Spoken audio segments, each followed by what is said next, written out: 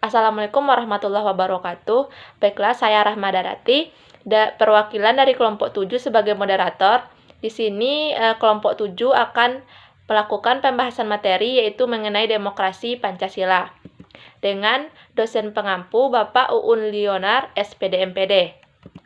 Di sini kelompok 7 beranggotakan atas 4 orang. Yang pertama yaitu Mailan Suci, yang kedua Miftahul Jannah, yang ketiga Naluri Bismik Ikhwana, dan yang terakhir Rahma Darati. Untuk pokok pembahasannya, di sini terdiri atas 4 poin. Yang pertama yaitu mengenai demokrasi Pancasila, yang kedua argumen tentang dinamika dan tantangan demokrasi yang bersumber dari Pancasila. Yang ketiga, mendeskripsikan esensi dan urgensi demokrasi yang bersumber dari Pancasila, serta yang terakhir yaitu praktik kewarganegaraan. Nah, untuk materi yang pertama, di sini akan disampaikan oleh rekan saya yaitu Miftahul Jannah dengan materi demokrasi Pancasila. Kepada Miftahul Jannah, dipersilahkan. Baik, saya akan bacakan materi pertama, yaitu tentang demokrasi Pancasila. 1. Pengertian demokrasi Pancasila. Secara etimologis, dalam bahasa Yunani, demokrasi berasal dari kata demos, yaitu rakyat, dan kratos, kekuatan, yang secara harfiah apabila digabungkan memiliki makna kekuatan rakyat. Dalam konteks demokrasi, Franklin menegaskan bahwa masyarakat memiliki kekuasaan penuh atas negara, sedangkan filsuf Yunani Aristoteles mengatakan bahwa demokrasi terjadi ketika masyarakat miskin memegang kekuasaan. Demokrasi Pancasila merupakan representasi dari realitas masyarakat Indonesia yang memiliki ciri beragam atau multikultural, namun tetap menempatkan budaya gotong royong dan persatuan di atas segala perbedaan. Selanjutnya, prinsip demokrasi Pancasila. Dikutip dari buku Pendidikan Pancasila dan Kewargaan 2014, terbitan Kementerian Pendidikan dan Kebudayaan, azas atau prinsip utama demokrasi Pancasila adalah pengambilan keputusan melalui musyawarah dan mufakat. Musyawarah berarti bahwa pengambilan keputusan dengan pembahasan bersama untuk menyelesaikan masalah bersama. Mufakat adalah hasil yang disetujui dari pembahasan bersama untuk membulatkan pendapat bersama. Jadi, musyawarah mufakat berarti pengambilan keputusan berdasarkan kehendak atau pendapat orang banyak sehingga tercapai kebulatan pendapat bersama. Yang ketiga, ciri-ciri demokrasi Pancasila. Pada dasarnya, demokrasi Pancasila memiliki kesamaan dengan demokrasi secara universal.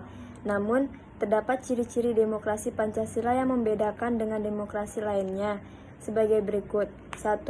Penyelenggaraan pemerintahan berjalan sesuai dengan konstitusi yang berlaku. 2. Dilakukan kegiatan pemilihan umum secara berkesinambungan. 3. Menjunjung tinggi hak asasi manusia dan melindungi hak masyarakat minoritas. 4. Proses demokrasi dapat menjadi ajang kompetisi berbagai ide dan cara menyelesaikan masalah. 5. Ide-ide yang baik bagi Indonesia akan diterima bukan berdasarkan suara terbanyak. Baik, sekian pembahasan materi dari saya kembalikan ke moderator. Baik, terima kasih kepada Miftahul Jannah yang telah menyampaikan pembahasan materi pertama. Untuk pembahasan materi kedua akan saya bahas sendiri, yaitu mengenai argumen tentang dinamika dan tantangan demokrasi yang bersumber dari Pancasila. Sebelum kita untuk mengetahui dinamika dan tantangan demokrasi, kita akan membandingkan aturan dasar dalam naskah asli Undang-Undang 1945 dan bagaimana perubahannya yang berkaitan dengan MPR, DPR, dan DPD. Yang pertama, kita bahas dulu mengenai yang DPR, MPR, yaitu Majelis Permusyawaratan Rakyat.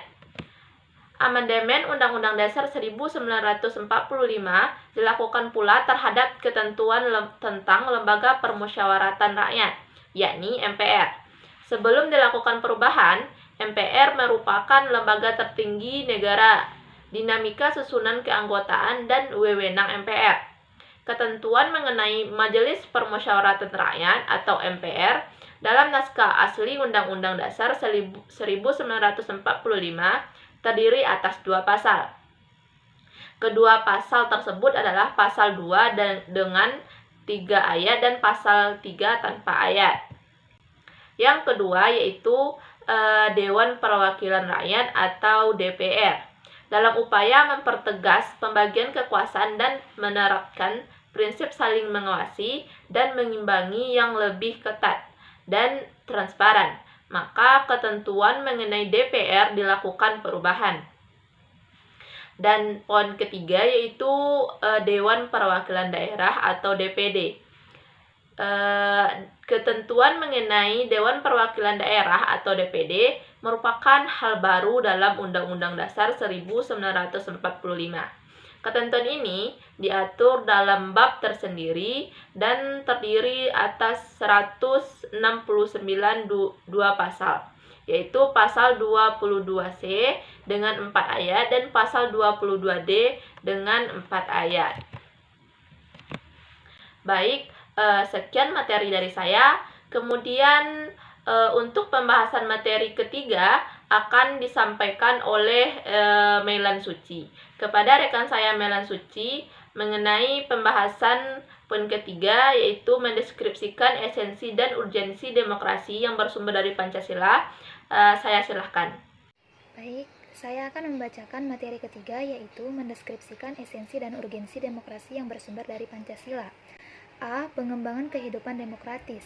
Sebagai demokrasi yang berakar pada budaya bangsa, kehidupan demokratis yang kita kembangkan harus mengacu pada landasan idil Pancasila dan landasan konstitusional Undang-Undang Dasar Negara Republik Indonesia tahun 1945. Berikut ini diketengahkan 10 pilar demokrasi Pancasila yang dipesankan oleh para pembentuk negara Republik Indonesia. Sebagaimana diletakkan di dalam Undang-Undang Dasar Negara Republik Indonesia tahun 1945 atau Sanusi 1998 antara lain. Yang pertama, demokrasi berdasarkan ketuhanan yang Maha Esa. Yang kedua, demokrasi dengan kecerdasan. Yang ketiga, demokrasi yang berkedaulatan rakyat. Yang keempat, demokrasi dengan rule of law. Yang kelima, demokrasi dengan pembagian kekuasaan. Yang keenam, demokrasi dengan hak asasi manusia. Yang ketujuh, demokrasi dengan pengadilan yang merdeka. Yang kedelapan, demokrasi dengan otonomi daerah eksekutif. Yang kesembilan, demokrasi dengan kemakmuran. Yang ke-10, demokrasi berkeadilan sosial. Bagian B, pentingnya kehidupan demokratis. Pada hakikatnya, sebuah negara dapat disebut sebagai negara yang demokratis apabila di dalam pemerintahan tersebut rakyat memiliki kesempatan untuk berpartisipasi dalam pembuatan keputusan. Memiliki demokratis apabila di dalam pemerintahan tersebut rakyat memiliki kesempatan untuk berpartisipasi dalam pembuatan keputusan, memiliki persamaan di muka hukum, dan memperoleh pendapatan yang layak karena terjadi distribusi pendapatan yang adil. Hak warga negara dalam kehidupan yang demokratis ialah sebagai berikut. Yang pertama, partisipasi dan pembuatan keputusan. Yang kedua, persamaan kedudukan di depan hukum. Yang ketiga, distribusi pendapatan secara adil. Cukup sekian pembahasan dari saya kembalikan kepada moderator. Baik, terima kasih kepada Melan Suci yang telah melakukan pembahasan materinya. Kemudian pembahasan materi keempat yaitu praktik kewarganegaraan akan disampaikan oleh rekan Naluri Bismik Ikhwana. Kepada Naluri dipersilahkan. Assalamualaikum warahmatullahi wabarakatuh. Saya Naluri Bismik Ikhwana dengan NIM 21016095 akan melanjutkan materi yang terakhir mengenai praktik kewarganegaraan. Praktik kewarganegaraan antara lain berupa 1. Pelaksanaan demokrasi Pancasila di Indonesia. Konsep demokrasi Pancasila digali dari nilai masyarakat asli Indonesia dengan nilai-nilai yang melekat kepadanya, seperti desa demokrasi, rapat kolektivisme, musyawarah, mufakat, tolong-menolong, dan istilah-istilah lain yang berkaitan dengan itu. Tujuannya memberikan pendasaran empiris sosiologis tentang konsep demokrasi yang sesuai dengan sifat kehidupan masyarakat di Indonesia. Bukan sesuatu yang asing, yang berasal dari barat dan dipaksakan pada realitas kehidupan bangsa Indonesia. Masyarakat asli yang dimaksud di sini adalah bentuk kehidupan masyarakat yang sudah berlangsung di pulau-pulau di Nusantara sejak berabad-abad yang lalu, yang tersusun dari satuan-satuan kehidupan terkecil yang berbeda-beda seperti desa di Jawa, nagari di Sumatera Barat, pekon di Lampung, atau subak di Bali. Masyarakat asli ini memiliki seperangkat nilai mental dan moral yang bersifat homogen, struktural, dan kolektif, yang kesemuanya memiliki sistem budaya sendiri dan berlangsung secara demokratis, yaitu demokrasi secara langsung sebagaimana terdapat di negara-negara kota di Yunani kuno 25 abad yang lalu. Proses metamorfosis nilai-nilai demokrasi yang digali dari kearifan budaya Indonesia tersebut mengalami beberapa prioritas dalam proses implementasi sebagai suatu keniscayaan. Lalu, praktik kewarganegaraan kedua yaitu pelaksanaan demokrasi masa Orde Lama. Yang pertama berlangsung pada masa demokrasi liberal 1950 sampai 1959. Yang kedua demokrasi terpimpin tahun 1959 sampai dengan 1965. Yang ketiga pelaksanaan demokrasi masa Orde Baru tahun 1966 sampai 1998. Yang keempat pelaksanaan demokrasi masa transisi tahun 1998 sampai 1999. Dan yang kelima pelaksanaan demokrasi pada reformasi tahun 1999 sampai dengan sekarang. Dan praktik kewarganegaraan yang ketiga yaitu pelaksanaan demokrasi pada masa revolusi.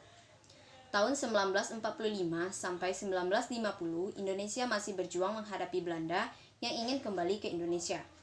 Pada masa itu, penyelenggaraan pemerintah dan demokrasi Indonesia belum berjalan baik. Hal itu disebabkan masih adanya revolusi fisik. Berdasarkan pada konstitusi negara, yaitu Undang-Undang 1945, Indonesia adalah negara demokrasi yang berkedaulatan rakyat. Masa pemerintahan tahun 1945 sampai 1950 mengidentifikasikan keinginan kuat dari pemimpin negara untuk membentuk pemerintahan yang demokratis. Untuk menghindari kesan bahwa negara Indonesia adalah negara absolut, maka dilakukan serangkaian kebijakan untuk menciptakan pemerintahan yang demokratis. Kebijakan tersebut adalah sebagai berikut. Yang pertama, Maklumat Pemerintah Nomor 10 tanggal 16 Oktober 1945 tentang perubahan fungsi KNIP menjadi fungsi parlemen. Yang kedua, Maklumat Pemerintah tanggal 3 November 1945 mengenai pembentukan partai politik. Yang ketiga, Maklumat Pemerintah tanggal 14 November 1945 tentang perubahan kabinet ke kabinet parlementer. Sekian dari saya. Wassalamualaikum warahmatullahi wabarakatuh. Baiklah, terima kasih kepada Saudari Naluri Bismik Ikhwana yang telah menyampaikan pembahasan materinya. Jadi, sekianlah pembahasan materi mengenai demokrasi Pancasila oleh kelompok 7. Jika ada salah dan janggal, kami mohon maaf. Wabillahi taufiq wal hidayah. Wassalamualaikum warahmatullahi wabarakatuh.